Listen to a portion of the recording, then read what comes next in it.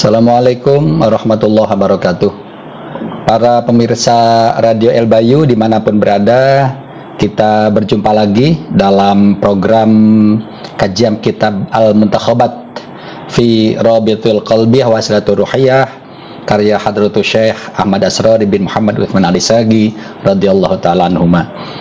Sebelum kita mulai, mari kita bersama-sama berkirim Fatihah untuk Rasulullah SAW, untuk Sultanil Auliya Syekh Abdul Qadir Jilani radhiyallahu taala anhu, untuk Hadratus Syekh Muhammad Utsman Alisagi dan Hadratus Syekh Ahmad Alisagi radhiyallahu taala anhuma. Ala hadiniyah wa qilatin sholihah jami'ah li khairid dunya wal akhirah wa la hadratin Nabi Muhammadin sallallahu alaihi wasallam. Bila hadrati Sultanil Auliya Syekh Abdul Qadir Jilani, Syekh Muhammad Utsman Alisagi, Hadratus Syekh Ahmad Asrori bin Muhammad Utsman Alisagi radhiyallahu taala anhum. Syaulillahi lana wa lahumul Fatihah.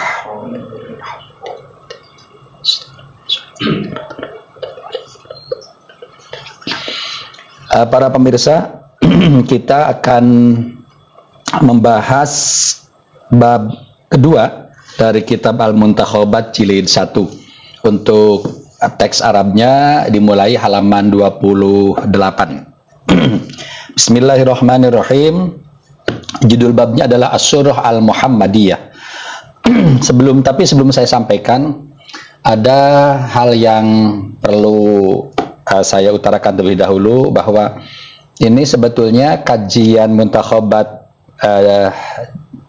bab kedua ini seharusnya bukan saya, kawan ustadz yang lain, tapi yang bersangkutan pada hari ini berhalangan. Beberapa hari yang lalu kawan-kawan dari El Bayu menyuruh saya untuk menggantikan beliau. Seperti yang saya sampaikan di pengantar kajian kitab Al-Muntakhabat, bahwa kitab ini amat sangat luar biasa. Jadi sejujurnya bahwa mungkin nanti yang akan saya sampaikan dari bab 2 ini bahkan tidak akan sampai ke 10%-nya dari 100% yang seharusnya disampaikan. Jadi seandainya ada angka 1 sampai 100 itu mungkin saya hanya bisa 10%-nya. Itu pun belum tentu benar.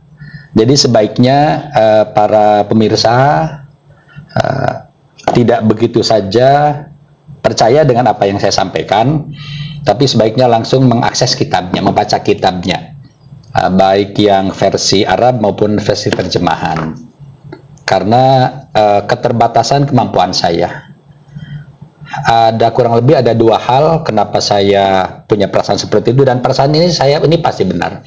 Yang pertama, bahwa seperti halnya kitab-kitab tasawuf yang lain, apalagi tasawuf Thariqah, itu seperti kitab ini, bahwa kitab tasawuf itu seperti halnya Al-Quran dan hadis, lebih banyak makna yang tersirat daripada yang tersurat. Yang tersurat itu hanya seberapa persennya, yang tersiratnya itu yang lebih banyak, dan itu yang dilakukan oleh Hadratus Syekh di Al-Muntakhabat, terutama sekali bab kedua ini. Yang kedua adalah bahwa beliau itu di bab 2 ini tidak seperti bab yang lain. Di bab yang lain beliau sering menulis bahwa misalkan kalimat di atas saya kutip, saya ambil dari kitab A misalnya, dengan beliau rubah kalimatnya begitu ya. Jadi hanya mengambil intinya, inspirasinya saja dari kitab tersebut. Di bab 2 ini sama sekali beliau tidak menyebutkan ini. Jadi bab kedua ini murni, pure karya beliau, tulisan beliau. Dan itu kalimatnya amat sangat luar biasa, nyastra sekali. Coba nanti ya saya sampaikan kalimat-kalimat beliau yang luar biasa itu.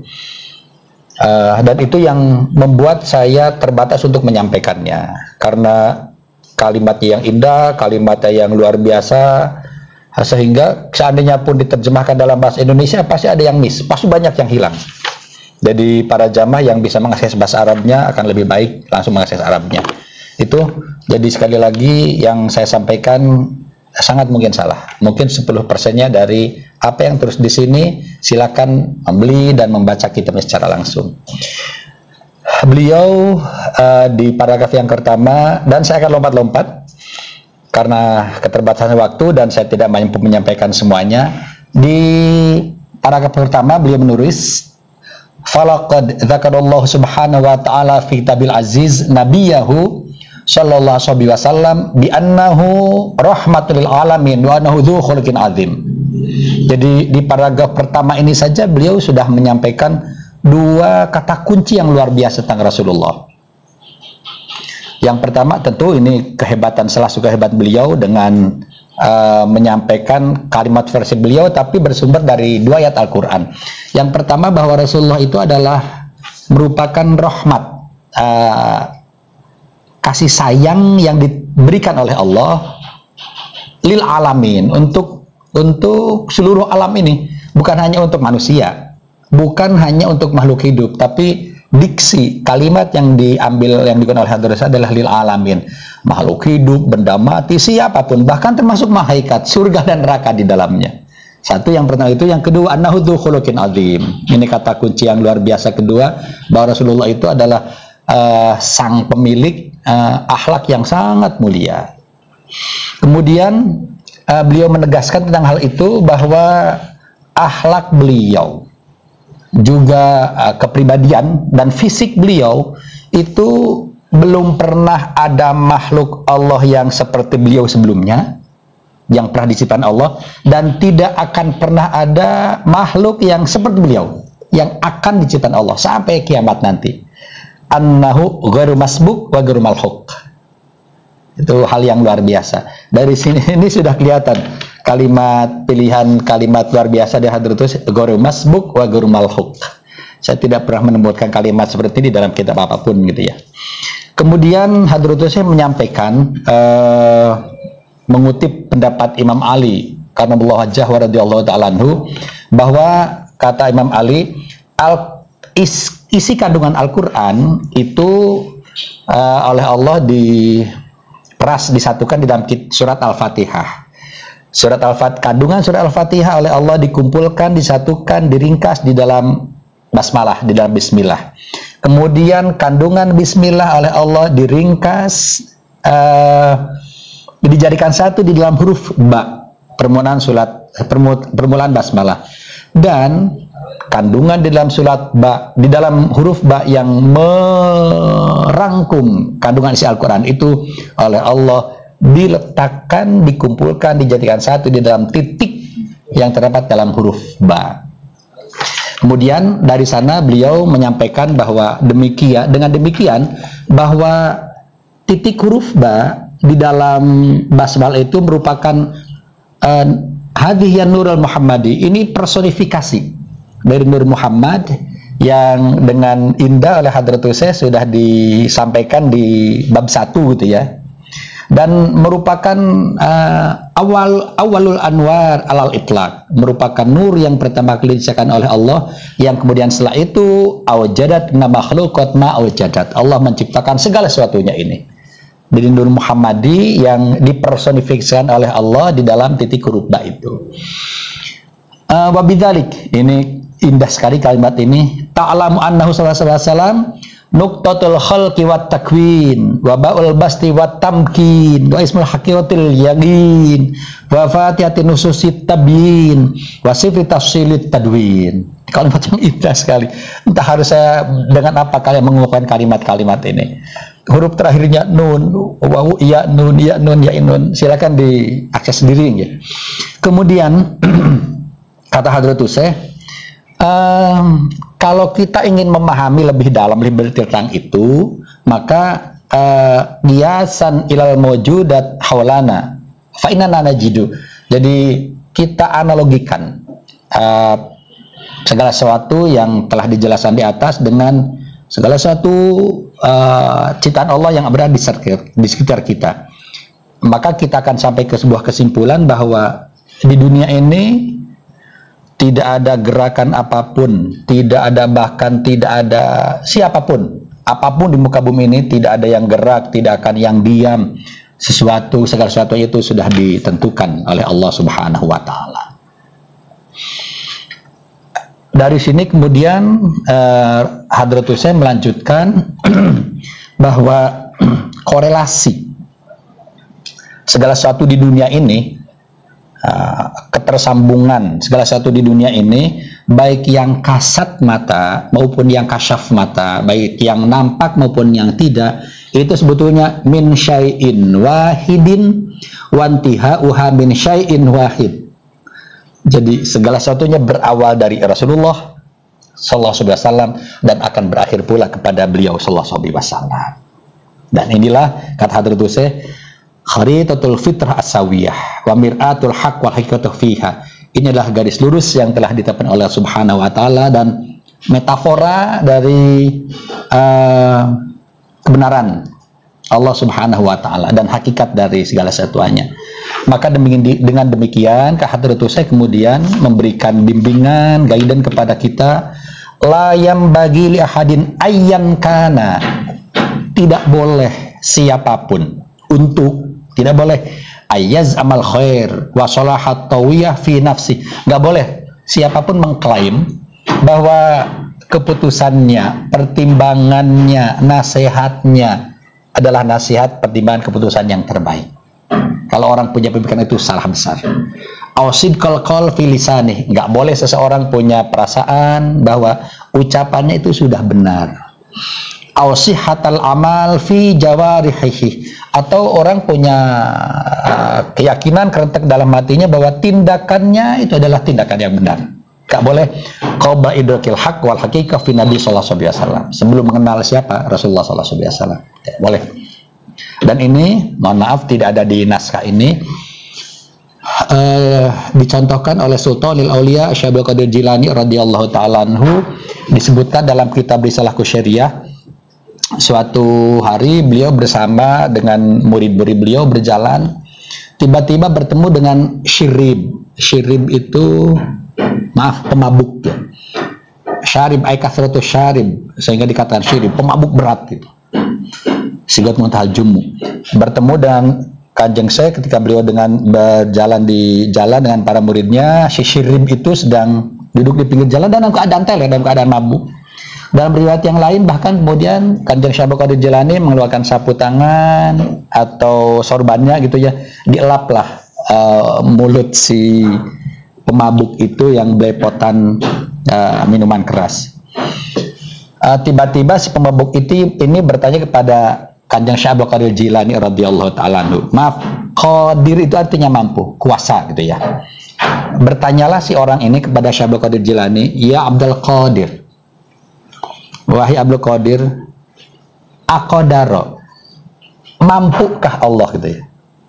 Allahu Qadir, pertanyaannya begitu. Allahu Qadir, apakah Allah mampu? Berhenti di situ pertanyaannya. Syekh Abdul Qadir Jilani kemudian menjawab, bala Qadir, betul, Allah mampu. Diulang lagi pertanyaan tadi, Allahu Qadir, bala Allahu Qadir, ya Allah mampu. Pertanyaan tadi diulang lagi untuk ketiga kalinya oleh si mabuk itu, Allahu Qadir. Apa yang terjadi? Kemudian Syekh Abdul Qadir Jilani menangis sejadi-jadinya sambil bersujud di tempat itu juga, sambil menangis jadi-jadinya. Itu membuat santri-santri beliau terheran, dan itu dalam waktu yang lama. Selesai kemudian beliau bangkit mengusap air matanya gitu ya. Santri-santrinya kemudian bertanya, apa yang terjadi wahai Syekh? Kenapa engkau menangis mendengar pertanyaan itu? Syekh Abdul Qadir Jilani kemudian menyampaikan rahasianya. Ketahuilah sentra-sentriku, pertanyaan yang pertama itu si pemabuk itu kalimat Allahu Qadir, mampukah Allah? Itu tersirat di dalamnya pertanyaan, mampukah Allah? Membuat saya yang pemabuk seperti ini, jika bertobat, bisa Allah menerima tobat saya? Saya jawab tentu bisa. Pertanyaan kedua, kalimat yang sama, Allahu Qadir, mampukah Allah? Itu pertanyaannya mengandung arti, mampukah Allah yang seperti saya ini, orang saya ini menjadi seperti engkau? Tentu saya jawab Allah mampu. Pertanyaan ketiga, kalimat yang sama mengandung arti, mampukah Allah membuat engkau menjadi seperti saya? Itu yang membuat saya terhenyak, membuat saya bersujud di hadapan Allah, karena tidak ada yang mustahil bagi Allah. Bayangkan, sehebat beliau, Sultanul Aulia, pemimpinnya para nabi, pemimpinnya para wali. Bahkan kata Rasulullah, telapak kaki Syekh Abdul Qadir Jilani berada di atas pundak para wali yang lain di seluruh muka bumi ini. Beliau tidak merasa benar. Ketika ditanya pertanyaan seperti tadi, mampukah Allah membuat engkau seperti saya? Beliau sampai menangis seperti itu, terseduh-seduh. Padahal secara ilmiah, secara akal nggak mungkin lah seorang Sultanul Aulia akan terjatuh seperti beliau. Dan para pemirsa, para jamaah di mana berada, ini juga pernah terjadi kepada Hadratus Syekh. Tidak merasa benar, tidak mengklaim diri sudah melakukan hal yang benar. Dulu itu ada seorang artis yang sering datang ke dalam beliau, ke dinding sini. Artis sangat terkenal pada masanya, perempuan cantik dia. Setiap kali datang ke sini, konsultasi yang ditanyakan itu, datang di Hadratus Syekh memberi nasihat, datang lagi itu lagi, datang lagi itu lagi yang ditanyakan.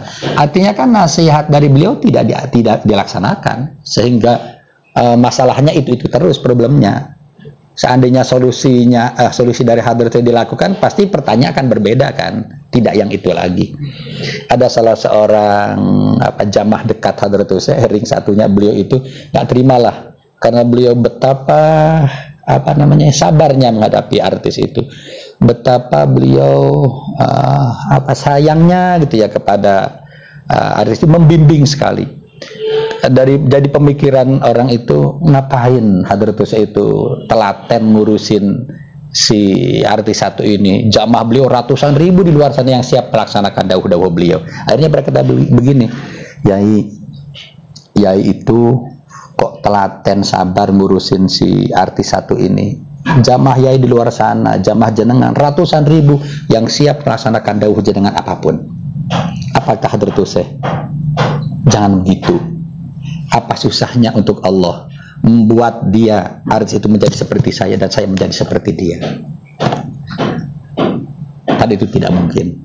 Ini sekali lagi karena Hadratus Syekh dan Sultan Aulia Syekh Abdul Qadir Jilani radhiyallahu ta'ala anhu sudah bisa meraih, sudah bisa mendalami pribadi Rasulullah SAW, maka kemudian beliau sama sekali tidak punya perasaan seperti itu. Jadi kemudian kata Hadratus Syekh, dengan posisi Rasulullah yang demikian tinggi, tapi tetap kembali kepada hakikat bahwa anahu abdun. Rasulullah tetap seorang hambanya Allah. Walakin ubudiyatahu tajsidatun li ibadati dayyadil ma'bud. Tapi sifat hamba beliau itu adalah tajsidiyah, antropomorfik dari beliau siapa yang sesungguhnya gitu ya. Jadi majas Rasulullah itu merupakan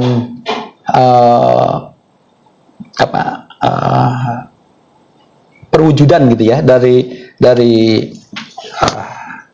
kan ini yang saya sampaikan, saya harus menggunakan kalimat apa menyampaikan kalimat ini, sulit untuk diterjemahkan dalam bahasa Indonesia, bahwa Rasulullah itu merupakan perwujudan dari zat Allah yang harus kita sembah. Terakhir sekali yang ingin saya sampaikan, yang kedua, ingin menunjukkan betapa indahnya kalimat ini, Al-Muntakhabat ini. Saya bacakan paragraf hampir akhir.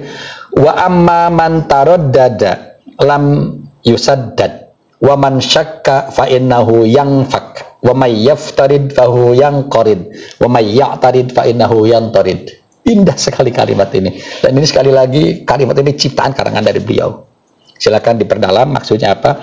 Wa akhiru da'wana alhamdulillah alaihil mu'tamad wa salatuhu wa salamu ala maulana Muhammad dzil madad salatan tuqriban ba'ud wa tusaddidu man qasad bijahi sallallahu alaihi wasallam. Indah sekali kalimat ini gitu ya.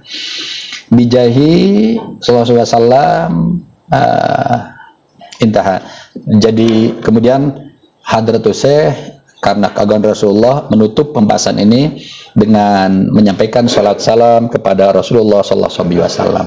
Demikian dapat saya sampaikan. Sekali lagi ini sangat mungkin banyak kesalahan, kekeliruan. Oleh karena itu, mari kita bersama-sama secara pribadi-pribadi mengkaji kitab Al-Mutakhabat ini di rumah masing-masing. Demikian, mohon maaf, ini Shiratal Mustaqim. Wassalamualaikum warahmatullahi wabarakatuh.